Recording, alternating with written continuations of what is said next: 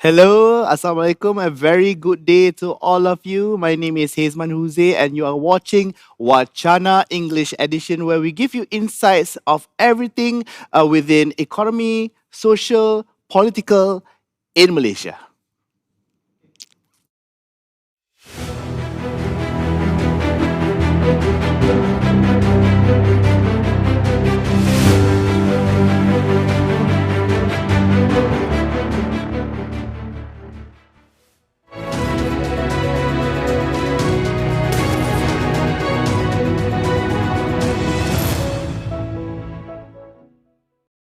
So, as everyone know, right now it's the election season. Now, when we go through this election season, it's very interesting to see some politicians, say their, manifesto and whatnot, and from there we can see how they go through their manifesto and what are the promises that they give to their voters. So, and most of the time, the sentiments that they usually push is mostly sometimes, okay, race and religion, which brings back to our topic for today. The topic for today is Mission Impossible Breakdown of Race and Politics. Now, over the years, we have been seeing a fair share of inclusive policies saying that sloganeering, like for example, the spirit of unity.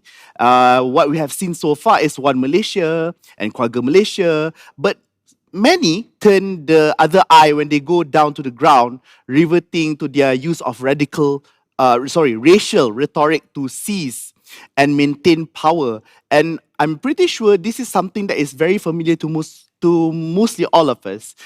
Every single time that we see, oh, it's the election season, oh, raise this, raise that, we must do this, we must do that. And most of the time, it's very familiar to all of us. Now, this creates an expectations and promises of race-based approaches towards policy, the planning to continue. And thus the question here is this: what do Malaysians really want and need? Policies, education, economy, should it be race-based? And what is the way forward? Now, do we have next to me right now to discuss this? A group of experts. I mean, experts in this topic, definitely. Now, via online, we have Dr. Lee Hua An from IC's Yusof Esa Institute, Senior Fellow, who is joining us from Singapore, and his studies focuses on inequality, in affirmative action, labors, education, and development policy. Okay. Now in studio today we also have Siti Rahayu Baharin, also known as Cikgu Rahayu from Sekolah Muda, and now Pakatan Harapan's Tanjung Karang candidate. Is that correct? Yes, okay. And Cikgu Rahayu has been a teacher, activist, and also a co-founder of Buku Jalanan Caukit. Yeah, okay. And then over there, we have, lastly, we have Yazid Osman, Senior Fellow at Malay Economic Action Council. He is also a technopreneur and a former Mara Corporation Director of Technology. Welcome to our show, to all of our three guests, okay? So now like I mentioned just now, okay? Our politics has been race-based. We cannot deny that, okay? The first question that I would like to ask to Dr. Lee, before we go into and dwell into it and we judge it and we say, oh, I don't like it at all, we need to understand the context of how it began. Dr. Lee, do you have a historical context of how this began in Malaysia? Hi, hello, hi Hesban and Cikgu Rahayu and Yazid. Thank you so much for this invitation. It's a pleasure to join you. So you're starting out with an easy question, I suppose. The historical context. I think we are dealing about the intersection, okay, or where race policies and race-based politics, intersect and they commingle. I mean, Malaysia's founding political establishment, right? The alliance, UMNO, MCA, and MIC set that precedent. And you find also that a lot of in the constitution and in the policies, right, there's a lot of that is embedded. I already want to begin to broaden it beyond race. I just want to mention, right, that yes, it's important, But let's note as well in the constitution, right, that regional representation also really matters. So there are efforts to foster representation, that different groups, interests, right, have political representation and are addressed by policies, whether it's about race, ethnicity, or region. We begin to see a bit more about gender as well. And I just want to touch on that because it's really, I think, what we need is a new conversation that is not just so fixated on race, but but inclusivity and representation more broadly. But I think to get back to the issue about how it is definitely very race based politics and policies have become very embedded. Well, it's Malaysia's story, right? All along, there's been government for most until 2018, right? A coalition that was its core, right, were ethnically based policy parties. It was broadened, right, to others as well in Peninsula and then in the Sabah and Sarawak parties. Um, all along, but especially all along since 1957, but especially since 1971, there have also been policies that have been quote unquote race based, which predominantly were policies that gave preference to Bumiputras to promote their participation and grow a middle class and higher education and upper mobility into managers, professionals, participation in business and so on. It's specific kind of policies. And so we tend to associate those two, but I think we also need to start to rethink that it's not just about Barisan Nasional and these policies, right? But to go to unpack it a little bit further and look a bit more objectively and critically, that these policies, they may still serve a purpose. We need to ask what is the purpose, how do we do those policies, and make a distinction between what are quote unquote race-based policies, right, and those need-based policies. Also another term that we use, because some are need-based policies that tend to be about basic needs, about universal provision, but the race-based policies tend to be about promoting participation and representation, right?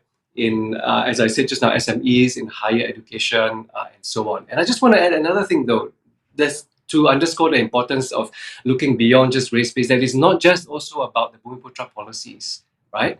I mean, we are talking also in this season, heading into the election, about gender representation. So as I was saying, I think the issue of group representation, regional representation, gender representation, how they factor into policies and politics, we need to see that as part of a certain domain of policy issues and political issues as well, and not just fixate on being pro or anti Bumiputra policy, because there are policies that are also targeting Indian population, targeting the Orang Asli, OKU, and even some for the Chinese population and for women, for Sabah and Sarawak. So where there is targeted as a group, we need to see that as part of a certain domain of policies that we can look at and address critically, and not just think of it as, oh, Barisan Nasional enters and all these policies exist, and if Barisan Nasional exits, then those policies don't exist, because it's really part of the whole system. Okay, so you can see the academician part of Dr. Lee, because I give the problem, he gives straight away the solution at the end. Don't worry, Dr. Lee, we will go to that part as well. But I totally understand where you're coming from. And you also agree that racial-based politics has been long embedded in this country. I mean, if you are an avid observer of Malaysia's politics scenario, situation, and the environment, nobody can deny that. Even myself also can't deny that. Now, we also have Cikgu Rahayu next to us and also Yazid next to us. So my question is over here is this. Is there the reason why we have this racially based politics and whatnot, is it because that it is still so strong in our local community that it is easier for us to use this as a tactic and strategy to win the popularity of the people? Let's go to perhaps Yazid first. So the question is? The question is it really the main sentiment of the people that we must use this as a tool? you think? Well, first of all, you need to understand the context, Yeah. whether the people actually identify themselves with their particular race or not. Mm. And there's a lot of reference made to Western countries and, of course, non-Asian countries that we try to compare. That a more right and liberal approach is to deny there's such thing as racial identification. Everybody's just man, woman, regardless of race. However, Malaysia has always been racial because on the outset, the day it was formed, those realities have been identified from day one. We have been racial accordingly up to the constitutional level. So, of course, based on that and historically, that the history that defines that this has always been deemed by the majority of the Bumiputera people, Bumiputera land. And of course, there is a lot of sentiment in terms of what they are missing out due to hundreds of years of colonization and discriminated due to various policies by our so-called colonizer. So, of course, when we had independence, there was the need to actually balance that out. And as an approach, I think the Malay community, Bumiputera community, had to identify itself with certain profile and how they want to do it. In fact, during the Malayan Union, majority, I think most of the one that protested about the Malayan Union was actually among the Malay people because they were about to lose their interest and their say in how the country was formed. Okay. And based on that, it basically created the perspective that the Malays wanted to define this country, as far as they are concerned, was a Malay land and remains a Malay land. And that sentiment has, of course, evolved into political parties. And to balance it out, of course, the Chinese as well feeling that they are not part of the establishment, started to create another race-based party called MCA and so on and so forth. So it is not necessarily a negative thing. We just need to accept the fact that we have been racially aware from the very beginning, and we have figured out how to actually manage this. Even from the beginning, the first prime minister and then the few prime ministers has always tried to figure out how do we manage racial identity, but at the same time still promote racial unity, a multicultural society. That has always been, regardless of party. We heard before Bangsa Malaysia, we heard before One Malaysia, latest one is Keluarga Malaysia. We are probably the only country in the world that's always been very aware and does everything possible to be united in a way that actually produces a positive, harmonious relationship. And then you see in America, within the last 60 years, they still have police officers, discriminating people of color. You have separate Brutality. toilet. We don't have that. You don't see we create toilets differently for Malay or non-Bumiputera, etc. So my point is that is in terms of comparatively. If you look on the ground, it's very difficult to dissociate race identity because we have racial based institution that basically sort of amplify that sense of belonging to a particular race. For example, as much as this is controversial, Chinese vernacular schools continue to ensure that there is some certain amount of identification to a certain race, and so on and so forth. While the Malays have reduced, there's no Sekolah Melayu, there's no such thing, but we have Mara Institute, etc., to actually help promote a certain direction, how to help empower the Bumiputera community, etc. So we have a lot of institutionalized bodies to help sort of ensure that the racial position will remain, and I do not see it being reduced even during the election. Unfortunately, I do agree it has been used Too many times. Too many times. We can also share the opinion that it has been overly used as a rhetoric with no real agenda to ensure that what we want to achieve actually, becomes a reality. So we discuss about it. We use it to galvanize the people. But what's important is how do we resolve the real problems to ensure that the disparity between races can be resolved? Because if as of now, despite 60 years of so-called leverage on DEB and NDP and a lot of people complaining about, you will find that from 1970s to now, to the last data of 2019, the household income between the Malay and the Chinese have increased by 4 times. And you will find that most of the halal producers, just for example, 80% are not Muslims, are not Bumiputera. So we are still a lot catching up to do. How do we ensure there is a fair share of the economy? How do we make sure that not only we share this country, but we also share the economy and all of its perspective of growing this country together? Okay, I totally understand where you're coming from. Now, as a person, now Cikgu Rahayu, I understand that you have health issues with your voice right now, but we try our best, yeah, to hear very closely what Cikgu Rahayu has to say.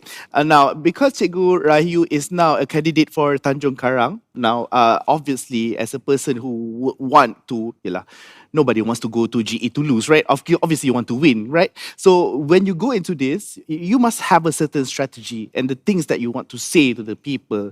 And usually the old style, I don't know, not sure the old or new, but you know, the normal style that we can perhaps say, the strategy that we do when we say our manifesto, we give our speeches most of the time, sometimes it's also related to what's the supply and demand, right? And if the demand wants you to be more inclusive of your own race, for example, do you supply that as a person of Tanjung Karang candidate, for example? Okay. Thank you very much, Hazman. Yazid and also Dr. Lee. Hi, everyone. Bismillahirrahmanirrahim. Assalamualaikum. I run Sekolah Muda. Okay. Sekolah Muda is a school where we teach political education. One of my intention was that I want to bring a more positive, a more kinder way of communicating what politics is about, of telling younger generation this is politics. Because right, when I want to enter politics, right, I'm a social activist. And when I want to enter politics, people say, remain here, Rahayu, because you have been doing great jobs in the society and everything. Politics is too dirty. Politics is not for people like you. But I think, right, politics for all of us Malaysian. We need to be involved and get involved. And we shouldn't let the political elite control the narrative because, right, politics is about us, the ordinary Malaysian. And when we speak about Malaysian, right, we speak about everyone, regardless of your color, religion, race, and everything. You constitute Malaysia. I know there's a supply and demand, and in Tanjung Karang, right, 60% are Malay. And of course, Malay in Tanjung Karang would want to see whether I would bring something that would win them. I would want to bring something that win everybody.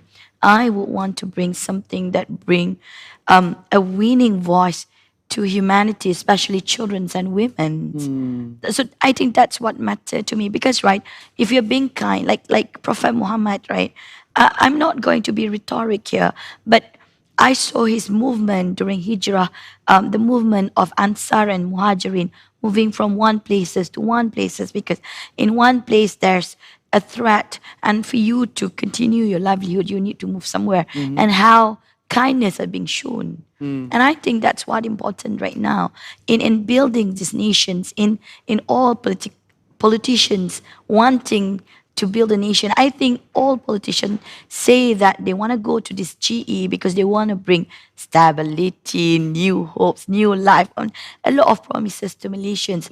But are you really want to do it, or is it for your continuation of your political power, or is it because of people? So that's among the things that I think every individual Malaysians who's going to vote need to look closely at how your politician come to all the ceramah. You know, what are the things that they want to bring about? Are they still going to talk about bad people? Or are they going to remind you our country is in problem? Yes, our country is, if you think so, but what is the solutions, you know, that you want to bring to the table? Are you going to create more bridge? You are going to burn more bridges?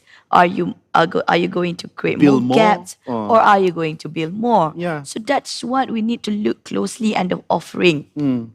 I wouldn't say that I would discriminate one in order for me to win over another. I don't want to do that because, right, what I feel most is God. I want to go. I'm a Muslim. I definitely want to please Allah. That's the most important thing that I want to do, and I'm not shy to say that.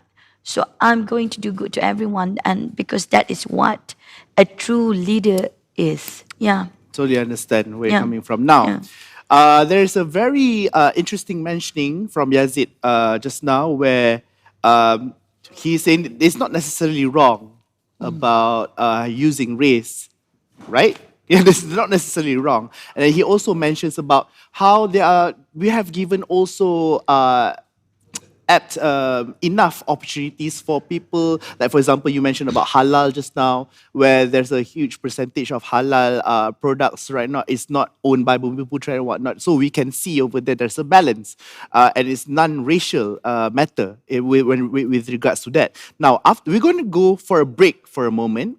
Right after this, we're going to investigate how is it really that our policies that we make in terms of education, in terms of social welfare, in terms of our economy is racially based. Coming right up, right after this.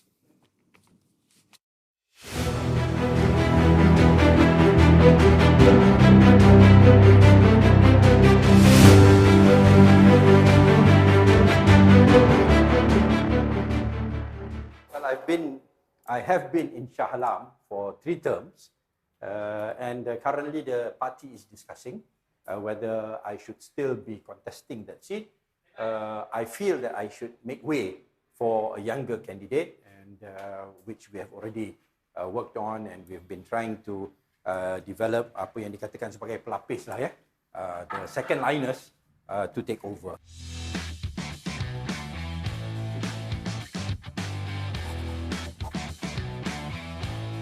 Why we are with DAP is because DAP also emphasizes on the same values, on the issue of integrity, on the issue of good governance, on the issue of accountability, and we agree. Yeah, on these issues, there is no necessity for us to take into consideration the fact that they are Muslims or they are not Muslims, because what we want is a government that emphasizes on good governance, whether they are Muslims or they are non-Muslims. What's important is that they agree to govern in the way that Islam preaches.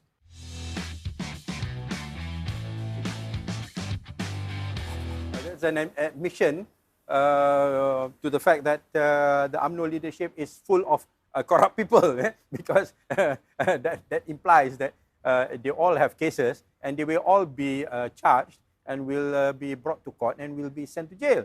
So I don't think that there'll be any need for us to argue out the case that UMNO is a party that is corrupt when their own president admits to this fact publicly.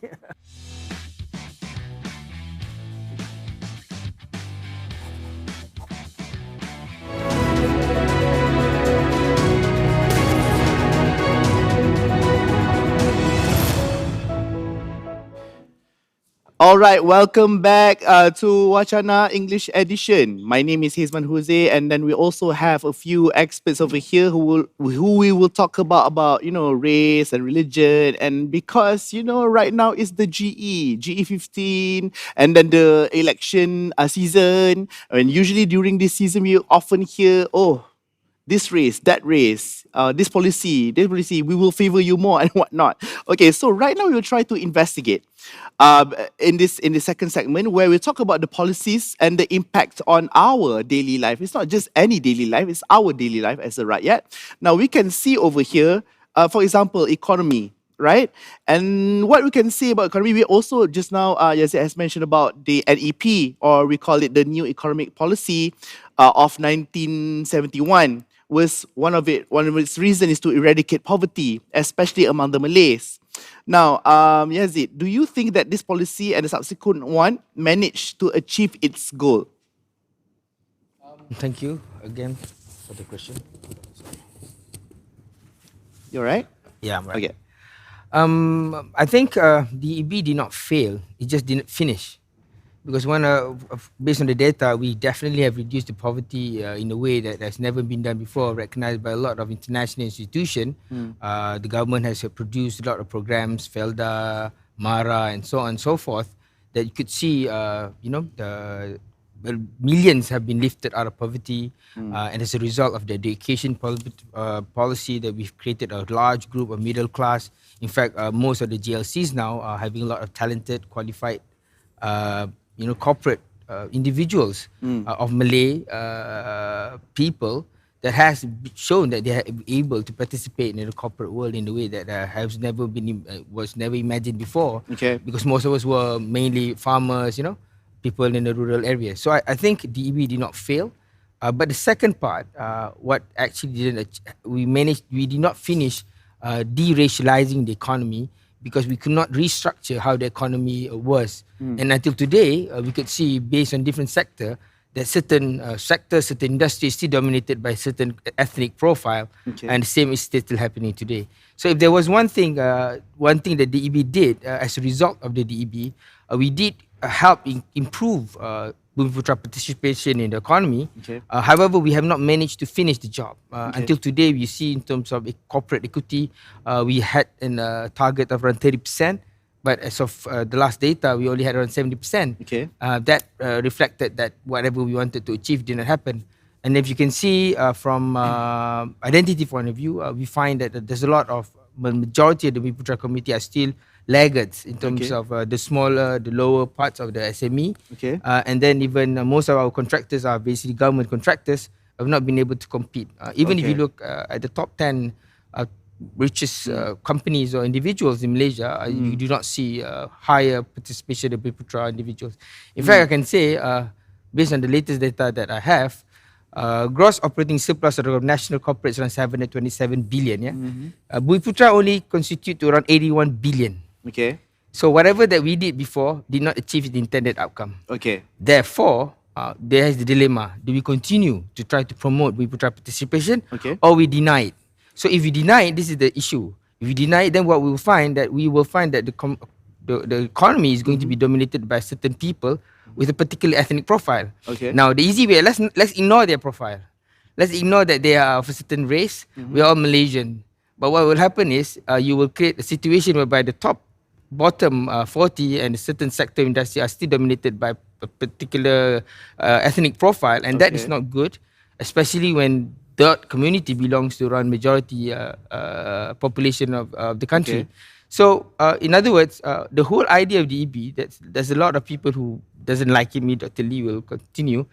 It is not to continue racial and racist policy. It is about deracializing the economy. Okay. The approach is to not have a race-based policy that is necessary perpetually, but to figure out how do we balance it out? How do we make sure that the economy is shared, properly? So there's real economic justice. There's distributive economy. So it is not intended to facilitate a certain group of Bumiputra tycoons Okay. and to ensure that those who are leveraged to continue to be leveraged is Okay. to ensure the economy is shared across all community regardless of race, Okay. not necessarily Bumiputra. Okay. Because if you can see, there is a huge amount of budget allocated to different community, as Dr. Lee said. We give a huge budget to the Indian community, despite the fact that they're only less than 10%. We huge amount budget for orang asli community as well, because they are Bumiputra, which they have different sets of interests. And I think this approach is not really wrong. It is just another grouping. But it becomes a rhetoric because as it's in an attempt to fight the political party that is using this race-based approach, then all of the good elements and good strategies are being challenged and questioned. Okay. It doesn't really work, So I like one more point. I have a lot of feedback from my friends that, Yazid, why do you have this policy of discounts policy when we buy property, right? Well, first of all, check the data. That policy did not manage to ensure that we have higher percentage of ownership of these properties. So DEB is not finished, and the agenda behind DEB needs to continue. But how we do it, that Yeah. actually needs to change. And hopefully with the new Okay. political parties, they will figure out how to do it better rather than deny the need to have it altogether. Got it. Okay, so here's what's interesting to what Yazid said. The policy has not yet finished. Did it able to manage its goal? It haven't managed to manage or achieve its goal. The reason being it's not finished, right? That's number one. Now let's talk about execution. Opportunities has been given to people. However, opportunities sometimes are arguably given to people who are already rich and well off. Now, here I would like to give to Dr. Lee. Is it time for a reform on this affirmative action, meaning to say whatever policies that we create is not just about the type of skin that you have, but rather the merit that you have. Let me give you a little bit of context. It's not something alien to us Malaysians, where a person like myself who's a Malay who gets maybe lesser or a lesser grade in SPM, I can go into my IPTA, but I have non-Muslim friends who gets more A's than myself aren't able to do so. Now, that's what I'm talking about in terms of how we are trying to, execute this in a more not racial but meritocracy. You understand what I'm trying to say, Dr. Lee? So, how is it high time for us to reform this, as opposed to just what's your skin color like, but rather by merit? Yeah, Hazwan, that's a great question. And I'm glad you brought up the NEP started in 1971. I think that's really a good starting point. Obviously, it itself transformed Malaysia, but I think an important contribution of the NEP, I think we should appreciate. I just want to very briefly touch on it, but I think it's an important context before directly addressing that question.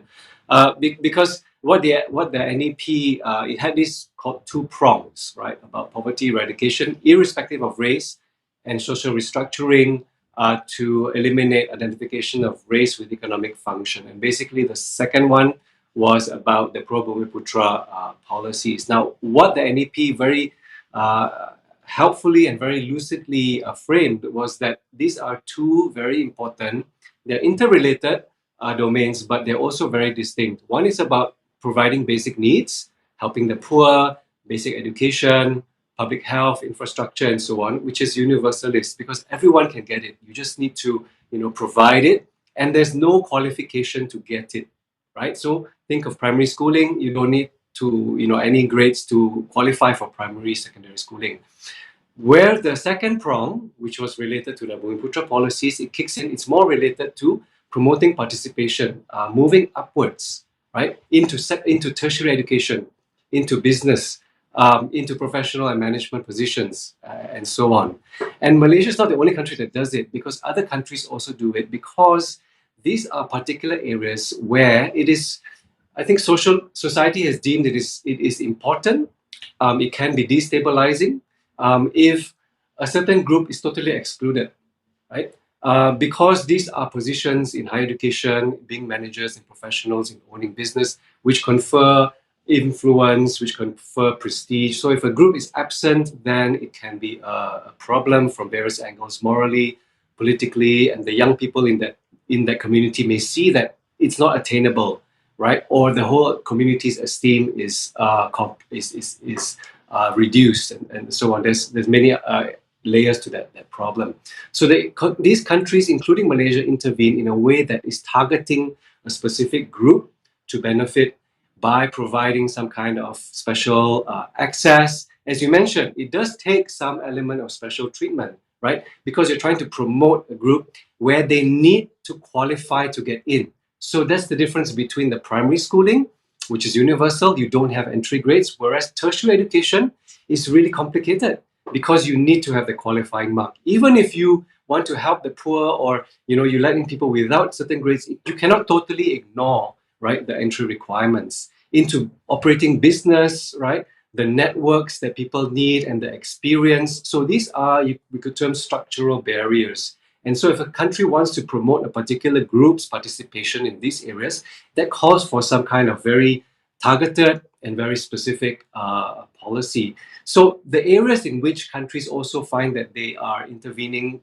to benefit women's participation, like in business and SMEs, including in Malaysia, is also a similar set of policies. So I think I just want to, I think we need to see it very clearly in that way, because then we can begin to see that what we tend to think of as need-based policies, and where maybe merit-based policies, these group-based policies, which are predominantly, yes, Bumiputra are targeted. So now coming to your question, I think, and it's a very good illustration with university admissions, right? And I think how this affirmative action does operate is that, yes, because a group has been targeted with, to promote their entry into the university, those do get in with a lesser grade, and it becomes contentious because there are some in Malaysia's case, right, the non-Bumiputra community that may see that, look, their opportunity is unfair, they didn't get the opportunity despite them having better grades. I think what's important, is people need to both sides listen with empathy, and I'm very glad for that you have brought that up, to also hear what is on the heart and what burdens the non-Bumiputras of Malaysia, right? But I think on the other side as well, there still sort of needs to be more recognition about what this policy is about, and to broaden it against. It's not just about Bumiputra policies and pro or against, because these are again policies where other groups have also been targeted, right? That identified as beneficiaries, Indian population, orang asli, women. Well, they don't need special help for university, but there's some in business, and I think we need to see that it's not just only race based or only merit based or only need based. That the NEP can be expanded and updated so that we see, like in university admissions, we have some portion of the admission that can be just on achievement. There's some portion that can take into account disadvantage. So you give an extra help to those who from a disadvantaged background. And then there's some portion that I think we can still adjust to have diversity, and not just racial diversity, regional diversity, right? Gender, language diversity. So just don't see it as only race-based or only merit-based, only need-based, but they strive for a balance because they're not contradicting. And I think Malaysia will continually need to rebalance, but never be able to completely dispense and abolish any of these principles. Thank you so much, Dr. Lee. Now, throughout, based on what Yazid has mentioned and Dr. Lee has mentioned so far, what I understand is that whatever that has been done, correct me if I'm wrong, whatever has been done is for a purpose. And that purpose, where people, laymen, people like myself, who does not study enough policies and whatnot, might be mistaken to see it as something very racially biased.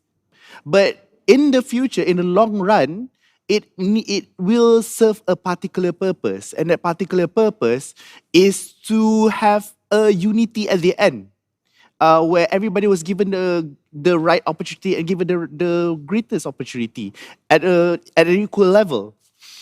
Well, it's a different topic altogether. Maybe we can have it in a different episode too. And that topic might be how come it didn't finish. Yeah, maybe that kind of topic we will discuss later. But however, Cikgu Rahayu, as a person who I believe that your sentiment towards all of this, and you focus more on unifying people regardless of their background, I believe. I mean, who doesn't, right? And I would like to ask this. It's a quite difficult question, and it's quite a very popular question amongst netizens, yeah? I'm pretty sure some of you, people who commented down there, macam, how about this? How about this? I'll just give you this question. Now, when everybody wants unity, and sometimes we can see unity starts from school, okay? And however, unity can be divided, and what people mostly, netizens mostly see is that it is divided because of the vernacular schools. Now, when we want the vernacular, well, not we as per se, but when some want the vernacular schools to be abolished, so that we can achieve this unity, like how some parts of the world have, projected onto their citizens and whatnot. The vernacular school supporters even ask, like, UiTM should be open to other races as well. So you should do this, you should do this, do this, you do this. Okay, what do you think about this, Cikgu Rahayu? Okay. I think, right, school, education institutions should be a place and a space where students can have meaningful interaction. That is the biggest place, because they spend their largest chunk of their life in school. 8 hours every day that we spend. Social cohesion should start in school. Okay. So how are we going to create that meaningful conversations that will allow children, students, learners to understand one another, to understand the beauty, the differences? Okay. I kind of agree with Dr. Lee just now when he said that, you know, it is never about only race based, only need based, only merit based, but it should be a collaborations of all of the base, all of the needs that we need to take into account while we are designing policies for our country. You know, we have to admit that we are multiracial, right? So, whatever steps, whatever designing process that we want to take need to look into account what are the different elements that we have, and then we combine it together rather than saying that, oh no, it should be race-based policy because we are the owner or anything of the land, you know, that will further separate us. Yeah. We have been separated during the colonial time. While before that, right, you can see if you learn ala in sejarah 3 4 Yeah. is Yeah. it shows that Okay. it shows that Malay, this land, right, all this Nusantara land are among the land where people, it's very, how to say, cosmopolitan. It's where people cross border, and Malays are among those who really inviting people to come. We saw in the history, the Arabs came in, the Chinese came in, you know, and then people are so accepting. And I think that can be replicated back in today's world. So our education system, right, supposed to be the bridge Okay. that bring together, that teach all of these children that, hey, we are in this together. And when you say about vernacular school and everything, right? I mean, are people ready that some of your institutions are open to others? Things like that. So I think, I don't know, I am a person who believe in there are things that are best left unspoken, and then you need to learn to understand and learn to respect. Respect comes in a lot of way, and one of the way is truly by understanding what are the limitations of, you know, this group, what are the limitations of this group, and you try to accommodate Okay. all the differences in order for you to live together I understand. regardless of anything. Hayes, Yeah. we are going to live forever together, Yeah. yeah, like it or not. Yeah, like it or not. Right. So I have this because everybody over here understood, right? The reason why people think that it's racially biased, is to serve a particular purpose, but that particular purpose, is more. It has a bigger picture than what most people see. All right. However, the reason why this topic is being presented today is because during election season, it's always the same faces, the same old politics, the same people who throw the same manifesto about, oh, this Malay that, the Chinese this, and Indians that, right? So it's always this kind of person. Now, I would like to I would like to ask Dr. Lee over here. Dr. Lee, do you think, I mean, because the voters right now, I will consider are more modernized lah, because we have seen the change of power in GE14, so people are more educated in who they choose, right? So I would like to ask you, Dr. Lee, is it a viable tactic or technique to be used by campaign managers in this GE15 this time around to put on race as part of their manifesto and as part of their speech, you think? Dr. Lee? Hi, yes. Um, it will, yes, it has been. I think, okay, let me step back though first. I mean, yes, the answer is, I would say, firstly, yes. But, you know, the policy space has become more interesting, more competitive because of different coalitions. And I think taking it more seriously, we saw with, you know, GE14. I mean, of course, the historic buku harapan and all its breadth, but you know, Barisan Nasional also came up with, you know, quite a hefty manifesto, unlike the previous time. And now I think we can expect that there's going to be with think tanks also being created, and I think a lot of dialogues going on, that the policies, there's going to be quite serious effort, and there's going to be, I think, a lot of effort as well, because the buzzwords, and I think the messages, and of course it's really just the feeling on the ground, right, about economic insecurity, and they want, what matters most, right, jobs, cost of living, affordable housing, transport, and so on. So I think every coalition, every party will have something to say, will have a lot to say on all of these, and they will try to be a bit novel and try to be a bit different and attractive about what they offer. One thing about Malaysia is that there's not really very much of ideological difference when it comes to economic policy. You don't have one party saying raise taxes, another one saying cut taxes, right? Or raise minimum wage, and one being against raising minimum wage. Everyone's going to talk about for minimum wage, for a lot of redistribution, for public health, right? And so this is where, this is my thinking, that where these other policies can fit in, because they start to be difference makers, right? So with everyone is going to say raise minimum wage, every party we know will promise public health, will promise all sorts for basic schooling. Where do the differences start to emerge? Well, one is in terms of political identity, right? So multiracial parties will appeal to some. Not really that they are not necessarily their policies, but people will actually gravitate more or be convinced that a multiracial party can deliver better. But it's not necessarily, strictly speaking, their policies are, people would deem that it's actually very, very superior. But then about these race-based policies and group targeted, right? Some differences will start to emerge, and I think it will still be quite effective, because it is still so embedded, right?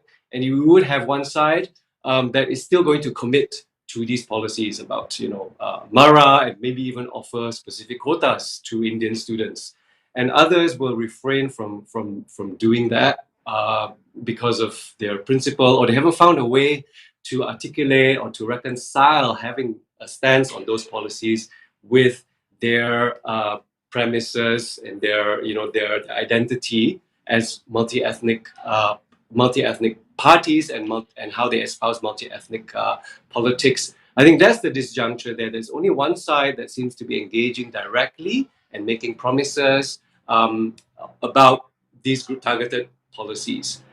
So on the other, across the board, I think all are also having something to say about gender targeted. So it's still where race-based and race targeted, that there's a clear difference. And I think that it starts to make a difference, because on the other policies, they're all going to be just variations of the same theme.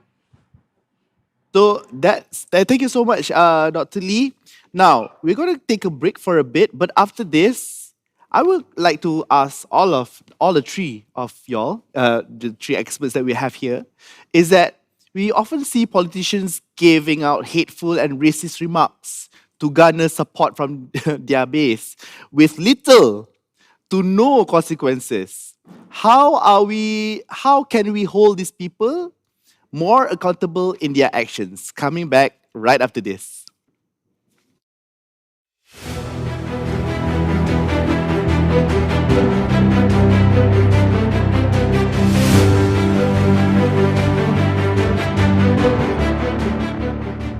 Hi, my name is Mohaini Mahmood, and I'm the co-founder of Kido Care. It's natural that people fear what they don't know. Back then in 2018, when we first started, we were an online babysitting platform, and it was something so unfamiliar to most people. People are so used to the old model of engaging babysitters, pengasuh, People were used to the idea of a live-in maid, a live-in helper, someone who lives in your household to take care of your children. In 2018, we came up with the idea of, a stranger, another woman coming to your house to take care of your children just for a few hours, and then after the service is done, that person leaves.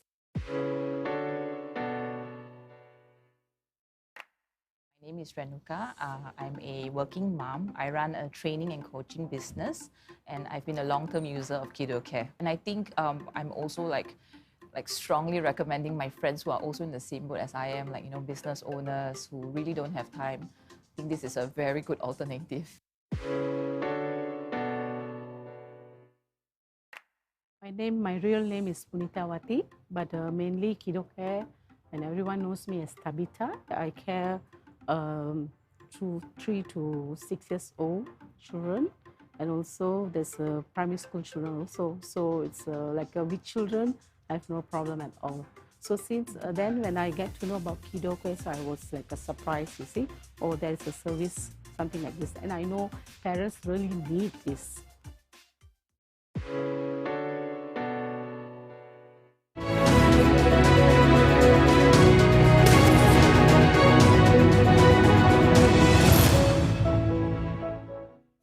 Welcome back to our third segment this time around. And what we gonna share, all of us, is that, like I said previously, we often see politicians giving out hateful or racist remarks when they were giving their speeches and when they handled their, I don't know, when they were on ground, especially during this season of election.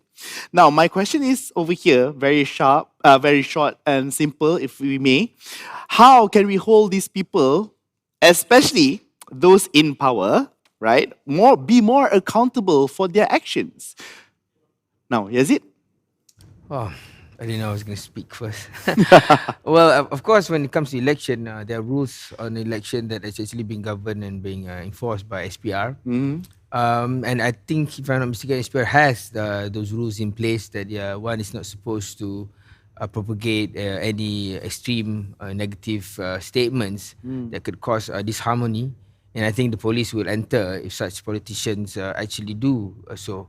But what's most important is actually to ensure that the politicians actually mean what they say, because some of them are mere rhetorics. I mean, from as a Malay economic activist, there's a lot of claims that the Bumiputera are being supported, but on the ground, those support are not, are not well distributed to those who need the most. We know there's a lot of budgetary or policies that actually does not benefit the Bumiputera as much as a lot of us think. So there's a lot of this rhetoric that the Malays get it all, every PRU, trying to entice the non-Bumiputera to support them. In actually fact, it is not true. We have yet to gain what we deserve. We have yet to gain a fair share of the economy. We haven't yet to get the fruits of the policy that was actually meant to give us back. And these are the things that we need to address rather than deny. So, which is every time there's an election, there's also this talk about education policy, whereby we find that certain non-Bumiputera does not get its place vis-a-vis Bumiputera. But check the data. How many JPA scholarships was given out to non-Bumiputera? Check JLC's data. How many non-Bumiputera get scholarship from JLCs? Check other private institutions. How many non-Bumiputera also have places that's supported by government-funded PTPTN? It is very unfair to every attempt to support and to help improve the social mobility of the Bumiputera through education is being met with so much ridicule and dismiss, and that's not really fair, because it's one of the tools that has been proven to help us elevate. What's more revealing is actually the fact when they graduate, there's not enough jobs for most of them. So we need to control the kind of quality education that we provide, Bumiputera or no non-Bumiputera, because there are not enough jobs for the graduates. That requires attention regardless of race. And then what we need to address is, how do you tackle Bumiputera issue with sincerity, with honesty? How do we do it without damaging harmony and and multiracial cohesion that we already have? How do we do it? I think the question is not why we do it, like Dr. Lee said, is how we do it that needs attention. But as much as people despise the fact that the politicians use PRU at the general election to increase their rhetorics, but what I fear is they use the rhetoric also to deny the need for Bumiputera policies, to deny the need for race-based policies, to deny the need for racial identification. But at the same time, in other avenues, it is about race-based interests, Chinese schools' interests, Indian needs, etc., etc. And this contradicts. So if you're for all Malaysian, should be for all Bumiputera as well. So why is it unfair? The allocation for budgetary allocation for Kelantan, Terengganu, all Malay states have not been as much as those given to the West Coast. Nobody talks about it. Nobody talks about that differentiation, that imbalance. There is not enough attention given to Sabah and Sarawak, majority Bumiputera states as well.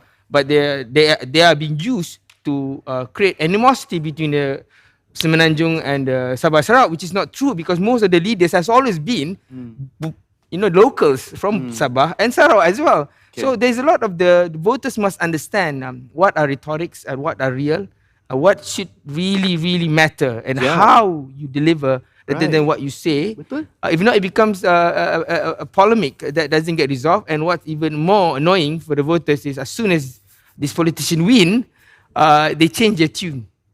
Exactly. Exactly. So that's Thank my you. concern. My concern is this: Yeah. as a Bumi Putra activist, is most of the political parties refuse to talk about Bumi Putra anymore because they want to be safe. They don't want to upset certain groups Because they are so divided right because now. they are so divided right now. Okay. And that what makes it worse. We get a lot of brick and bats about promoting Bumi Putra policy be unfair. Yeah. But nobody wants to talk about it either. Nobody wants to achieve it either. Yeah. For example, I can share with you. We have 60 different agencies of Bumi Putra in the government. Yeah. But we don't have one cohesive strategy to ensure that they all leverage to ensure a certain outcome, to increase the household income, to increase the property ownership. Nothing. So we have a lot of documents, we have a lot of blueprints, we have a lot of those events, but there is no real initiative to ensure, because we are so divided. The ministries are in silos, and then this opens up, and then at the same time we have political parties trying to differentiate themselves for race-based politics, saying, "Oh, we are no more race, we are raceless, we are colorless, we are all Malaysians." But then when you do that, you deny what's already in place. Yeah. The constitutional is in place. Yeah. Policies to target certain groups are already in place. We have allocations for different groups. Now, since we are no longer race-based, so we can no longer have these race-based policies. Yeah. Therefore, let's not have it at all. And I think that's a step backwards, because these policies were designed to ensure there is a shared prosperity, a shared ownership of the country. Right. So what's the point of calling this a Malay Muslim nation or Bumi Putra country? Yeah. But we only control 20% of the economy, 20% of the supply chain.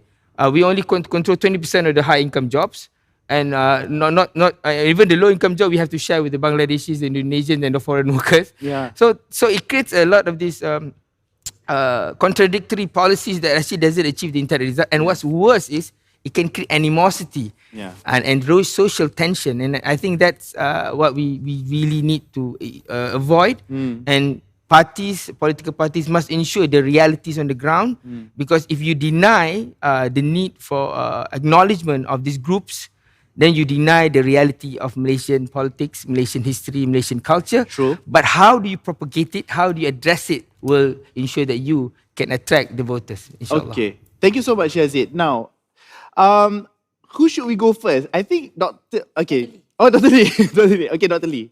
Okay, Dr. Lee, because Cikgu Rahayu requested for you to go first. Now, Dr. Lee, I have a question. How can we, as a nation, move forward from this old colonial mindset of divide and rule and create a more unified, multicultural, fair society of all? I understand that we have gone through this process where it's not a matter of dividing, or everything has its purpose, everything is being targeted, and the target is for a strategy. I totally understand that, but we cannot also deny that whatever that is being there is cause and effect, right? Now we are feeling the effect today, where there is racial tensions are happening. So how do you think that we should step on moving forward in order for us to be, from this old colonial mindset? How you think? Yeah, I think you're touching on some of the prevailing views. I mean, yes, you can trace it back to colonial, or I'm not sure if you meant also sort of quote unquote neo-colonial, even colonization from within. In some ways, you could see it that way, in terms of the certain ideas have a stranglehold, and we're not able to think out of that box. I think it's the very simplistic views, right? And it's all just binaries, yes or no, pro or against, for race-based, anti-race-based, and then race-based parties cause race-based policies, and therefore you get rid of the party, you also get rid of the certain policies. It was quite very telling. Let me just give you this illustration, right? Now, last year's budget, which among the programs that have targeted for particular groups, Bumi Putra, Indian, Chinese, and so on, So there was a lot of complaints that among those policies, it's 95% Bumiputra, 5% non-Bumiputra. Now there's all kinds of others like public hospitals and public schools that apply to everyone. But anyway, there is this 95 to 5, which is okay. So it's criticized by those who think that it's very imbalanced and unfair, right? Now what happened with the budget before that and the budget before that and before that and before that? Under Pakatan Harapan, under Barisan Nasional, what was the balance? Roughly also 95% to 5%. Okay. But all the reaction was because UMNO was back in power with, the Sri Ismail Sabri's administration, and suddenly it's a racialized budget. The exact same, more or less, 95 to 5% breakdown under Pakatan Harapan. Nobody noticed. So we are also part of the problem in that we are letting this happen, right? UMNO re-enters and it's all about race in the budget. Same kind of thing happening during Pakatan Harapan. And I'm not condoning or supporting the budget. It's more about really we cannot just be so reactive. We have to find ways that we can just see that. I think just Cikgu Rahayu, I mean, we're all we're on the same page about this, right? There are group targeted, identity-based policies that matter, right? That are still important, that have a particular context, that operate in a particular way. Find ways that we can continue pursuing that for Bumiputras, for India, for Orang Asli, some for women, for the regions, and so on. And then there's others that are more need-based and how they can actually reinforce. So you can target the B40 within these populations, within the Bumiputra, within the Indian. And that makes it even more effective because then you're targeting those who are especially needy, but also achieving the other objective, right, of empowering that group because them moving upward is important. And I would like to think that we are not totally so polarized when we start to approach it in this way, and we can actually find some solutions. But as it is, we do tend to polarize ourselves, because everyone is just closing ranks in, and going back to their pet positions. And then it's also based on political affiliation, based on your ethnic background, your ethnic identity, and they feel that, this is what I'm supposed to believe. So there is quite a lot of decolonization in mentally, to break free out of that kind of thinking. Thank you, Dr. Lee. Now, last but not least, Cikgu Rahayu. Oh, Cikgu Rahayu, just because you're the last person to answer my question does not mean it's necessarily easy, yeah? Okay, so when during this season, right, during this, election season, it's an open secret when all of these parties hire cyber troopers. Right. I cannot tahan. You cannot tahan, huh? You cannot tahan. You think us what? Netizens can tahan, is it? So it's an open secret where these parties hire cyber troopers to instill hate, to fight amongst each other, and people who do not know about this open secret, they think it's people who are being so obsessed or extreme with their selection of parties that they support, are the ones who instill this racial slurs, these racial insults, the ones that try to burn whatever it is that they're trying to burn. So what is your opinion on not on this matter, but in taking accountability? Yeah. My daughter is in hostel. So there's this one time that she called me, Mama, don't read the comment in Twitter about you. And I was like, you are the one who's not supposed to read. I'm okay. But see, that's the word of cyber troopers. And at an instant, when the riots in Muar happened, right? And when bad comments are in social media, right? I feel like, Ya Allah, why is it there's all irresponsible parties who, not political parties, I mean parties at large, right? Whoever that is responsible, who want to use your money to trap people who are in need of money to do all this kind of work. That is not accountable of you. Why is it you want to inflict hatred, and using people who are in need of economic assistance and everything, who want to do whatever it is for them to continue serving food on the table. So that is on you. your accountability as a person. And I really want to say things about this as well. I understand the needs of what I do understand that a lot of Malays are still left behind and everything, and we are not in control of the economic power at all. But right, do the 1% Malays who are up there, right, really believe the importance of you being Malay and helping your community? That's my big question. I work on the ground with people, right? Yeah. And my observation, this is my observations. I might not be well learned like Dr. Lee and Yazid, but what I observe, what bangsa that we have is only bangsa kaya, no bangsa miskin at the moment. Bangsa kaya doesn't really care about what happened to bangsa miskin, Betul. regardless of their skin color and everything. So True. that's among the things that we really need to look into as well. True. You know, bangsa kaya wouldn't mind hiring cyber troopers. I am a politician right now. I think I can call myself that. I wouldn't have that money, you know, To hire. to spend and hire cyber troopers. And I don't want to do that. I don't want Yeah. to inflict more hatred. This country, right, have so much divide that we need to handle. Are we going to spend more money? I rather spend my money for those children who cannot attend good quality education. You know, children who are at risk of statelessness, who cannot even attend formal education. Children who are right now facing the issue of malnutrition. Our children in this country are malnourished. Yes. You report by UNICEF and FAO have stated that our children are at the moment facing obesity, diabetic, and stunting.